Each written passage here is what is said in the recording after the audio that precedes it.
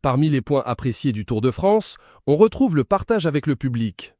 Contrairement à certaines compétitions sportives où les spectateurs doivent payer pour y assister, la course cycliste est accessible à tous et chacun est libre de venir border la route empruntée par les coureurs pour vivre le Tour au plus près. Une immersion qui participe à la bonne ambiance mais qui peut parfois créer des débordements.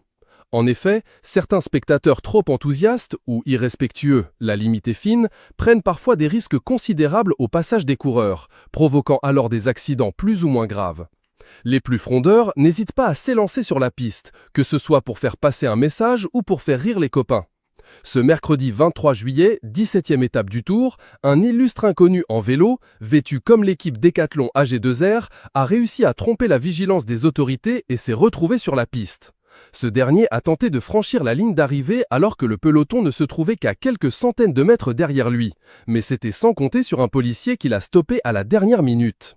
Un moment particulièrement musclé, capturé par les photographes de Reuters, qui montre le fameux policier en train d'asséner un coup à l'intrus. Une fois à terre, l'homme a été évacué afin de permettre à la course de se terminer normalement.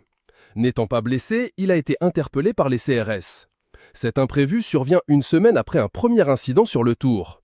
Mercredi 17 juillet, un manifestant portant un t-shirt Israël hors du Tour a fait irruption lors du sprint final de la 11e étape avant d'être maîtrisé par les autorités. Interpellé et placé en garde à vue, il ferait partie du mouvement Extinction Rebellion.